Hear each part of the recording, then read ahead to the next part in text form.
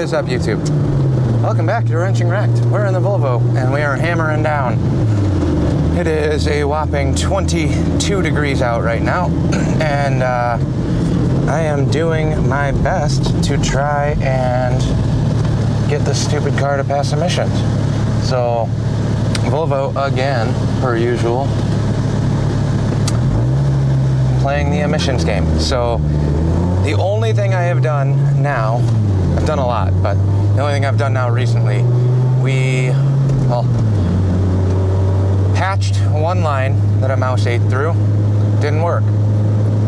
Still came back. Smoke tested it, found a big leak up on top of the gas tank. Cool. Smoked it, found the leak, dropped the gas tank, patched that, checked over everything else while it was down. Everything else looked good except for the one vent. It wasn't even the vent line, actually. It was one of the smaller vacuum lines going up to the top of the tank. Got that one done and patched. Drove it. Check engine light came back on again. So, okay. Holiday weekend, had a little bit of time, went over to my buddy's shop, used their lift and smoke machine again, drilled out all the rivets on the front inner fender liner, because that's where they decided to put the vent valve, not the purge. There's a purge valve up on the firewall that I took out, tested it by vacuum. It was holding vacuum and closing the way it's supposed to, so I don't think that was the issue.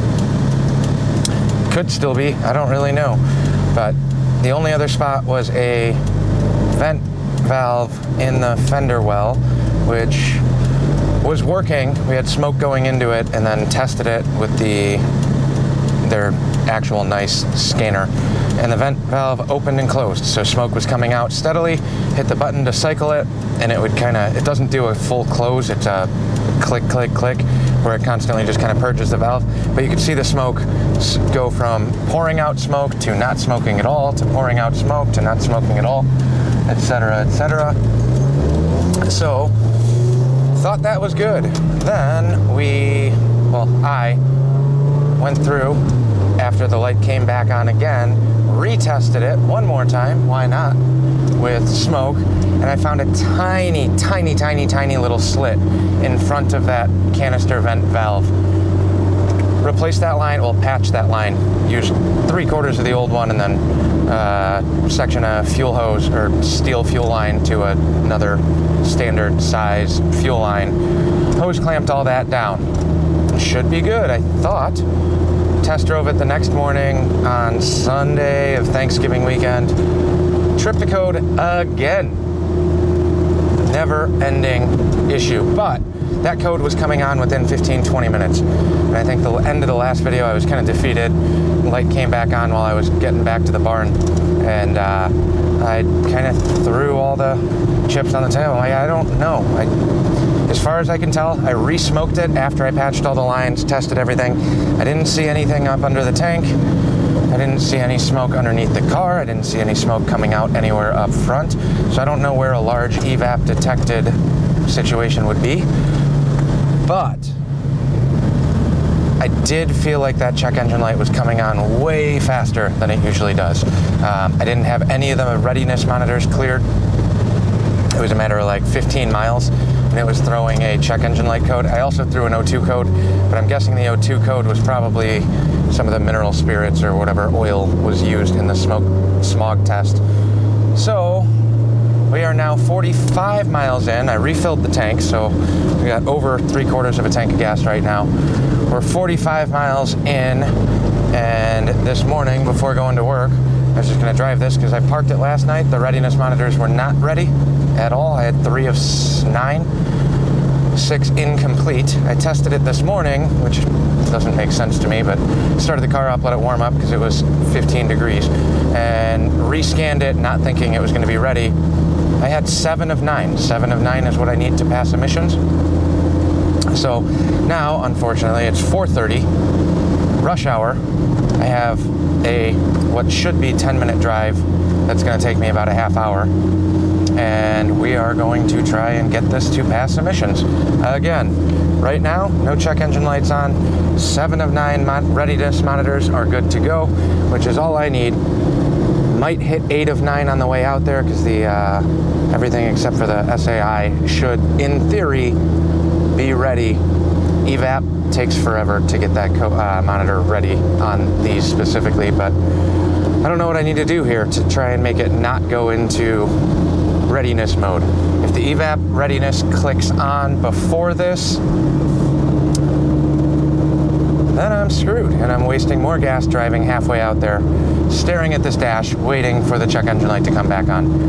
And it sucks because this car runs and drives absolutely perfect, and I have no complaints about anything else except for the fact that I've been driving illegally for the last month. So, fingers crossed, I'll keep the camera near me and update you guys. Hopefully we can make it the 6 more miles. I gotta go 6 miles in 15 minutes.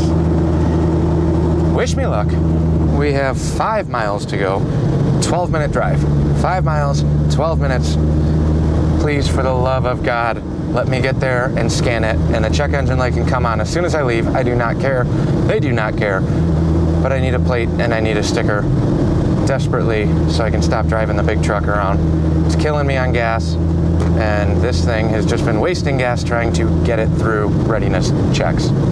So, oh, this is so nerve-wracking. This is the 4th time I've tried making this drive. Let's see what happens. Oh, we made it here in the staging lane. Turning the car off real quick because I don't want to wait and let this thing run. So that's where we're at. No check engine light. We have 1 car ahead of me at the testing place. I think this might be it, as long as it doesn't turn back on when I turn the car on, which typically it shouldn't immediately. So the nice part, they charge you more, but I can get a sticker here too and pay all the late fees for being 2 months late. Update you guys when we're done. Holy shit. She passed. 288,000 miles, 288, almost 289,000 miles. A month of pain in my ass. It finally passed. Check engine light somehow still off, and they made me keep the car running. Being stick shift, I don't know why that makes a difference. Turn it off if it's other than the fact to me that seems more dangerous. I had to put wheel chocks on for a stick shift one, and then they want me to keep it running because it is a stick shift as opposed to an automatic that you can put in park and just leave. I don't really know, but who cares? Let me go get my sticker, and then I will share my actual joys of excitement, and I think the actual trick that might have done it, I'll tell you about that in a minute. You should know if you watched the last video, but I don't know why that would have made a difference, but somehow it did. Okay, well, we passed. I got dinged 20 bucks on a late fee. So an extra 20 bucks because I didn't have it done in time. I think you can order an extension or file for one. I didn't. There's also, I think they give you a 30-day buffer. So if I did it within a month, it took way longer than that to get it actually legit and able to pass. So whatever, 20 bucks there. And their service fee for using the place there was another 9 or 10 bucks. So in total, I don't know where most of you guys, I know a handful of you guys are down south, but in Illinois, we are one of the most expensive states for emissions, which means that puts us at a whopping, for me, to legally be able to drive my car with a legal Illinois sticker, it is $151 per year for a car that I drive 4 months out of the year, typically. Shut up, Siri phone thing. Stop telling me how to live my life. Yeah, it is $151 a year for an annual sticker. It's good for 1 year. You replace it every year. $151. If you've never been to the great state of Illinois or anywhere around Cook County or Chicago area in particular, the roads out here are absolute trash. Terrible, terrible roads. There's a reason every time I go riding with anybody, we jump the border and go north. But $151 for the sticker itself. That's a state thing. Doesn't matter where you go unless you go to the currency exchange and then they tax you on their fee. $9 at the place. So that puts me at $160, $20 late fee, and taxes out the door, $182, $181.50. But I'm legal again for 2 years on the plate, 1 year on the sticker. So I got to pay again for the sticker, but I don't have to worry about the emissions until 2026. Yay! Gotta love that. If the roads were immaculate out here, I wouldn't complain nearly as much, but $151 a year to re-register for a sticker is a little excessive, which is why all of my bikes have antique plates on them. And all of the cars that I have are technically antiques. I could also have put antique plates on this and not driven from December 1st to March 1st and saved myself $110 because I think it's $41 or $51. Whatever. Money grab for what it is. We are passed, we are legal, we are good to go. Huge weight lifted off my shoulders, and I'm done making Volvo videos. How fun is that? I know the dash is still not working. I know I don't have heater controls, but I do not care at this point because the heat, it's 17 degrees. I'm never gonna have the heat not on full blast, which is what it's been on since I ended up ripping the whole dash apart. But I would like to put my glove box back in. You guys don't have to watch that. I don't have to go through and orate that because there's really nothing to it. It's 2 bolts. So there's that. Volvo is finally done with emissions. We can move on to motorcycle videos again, which is what I should have been doing this entire time, but I can't. So motorcycle videos, and we have some dually bodywork that we still got to keep messing with as well. Now that it's colder and I've almost cleared out enough space in the shop to pull the dually back in there and let that live. I do have some stuff to do since it got cold. My headlight switch on that truck does not like to work for the first 10 minutes in the cold. I don't know why. Starts right up, thing runs great, regardless of how cold it's been thus far, but the headlight switch decided to take a crap. So hopefully a quick swap on the headlight switch on that. Oh, and then I think my washer motor lines froze up. I don't know if there was water in there or what, but those stopped working in the cold too. Motor's working, I heard it this morning, but it's not spraying, so gotta chase that down, and I need to get the headlights working because it's really annoying when I leave at 5:36, between 5:30 6:30 every morning. It's dark out and I can't get my headlights to go on until I mess with the switch for 5-6 minutes. Pain in the butt. So that'll wrap this one up for now, I think. Last little ramble. I know there's no actual mechanics, just me talking and blabbering a ton, so we'll wrap that one up, but she's passed. Somebody give me a high five or pat me on the back. Appreciate you guys sticking around through that. Sorry to bore you with Volvo videos, but we're done. Why did it pass? I don't know. Did I fix a bunch of stuff? Yes. I patched one line by the rollover vent, which is down by the fuel filter on the passenger side rear, right in front of the rear tire. That was the first one I found. Second one, well, tried that, came back on, didn't work. So then we moved on to the second one. Checked the canister vent valve, checked everything else. No issue up there. All of the systems were working properly as they should, as far as I was aware. Didn't find anything. Re-smoked the rear half of the car, found a bunch of smoke pouring down around the gas tank. So, dropped the gas tank. Look around there. I thought it was the rollover vent, or not the rollover, the vent valve, because there was a little bit of a crack on the outside of the hose clamp. That wasn't it. I looked at it, the bottom side in front of the clamp all looked good, so I left that one alone, even though I have the part sitting here in the car. Could have swapped it, but I didn't have it when it was up in the air and when I pulled the tank down. So that didn't work. But next to that, I did find another vent hose with a bunch of teeth. You saw that in the last video if you follow all of these. If not, go back one video, I don't remember which one it was. But replaced that line that was split. Another mouse, or the same mouse or squirrel or whatever the critter was, ate through that one too. So 2 lines on the rear, one from the rollover, and then I'm pretty sure it was that exact same line but on top of the tank that was eaten through. That's where the smoke was coming from. Cool, should be good. Tried it again. Light comes back on. Canister vent valve, rechecked that, took out the inner fender lining. I did find a crack there. It was small, it was very small, and I think it actually split way more once I started wrestling and wiggling it around to remove it, but it was there, right in front of the hose clamp, which made me a little bit worried about it, so I patched that one, re-smoke tested it, didn't see any smoke coming through, so I figured that was good, put it all back together, re-riveted the fender back in, gave that a shot, and hoping all would be well. I made it about 14 miles. Three of the monitors triggered, light comes back on again. So, in my anger and disappointment and running out of what else could possibly be wrong with this, because I've replaced every single connection in the system and smoked the whole thing and haven't seen any other smoke. When I got back to the barn the other day, I disconnected the battery instead of using a pocket scanner to clear the code.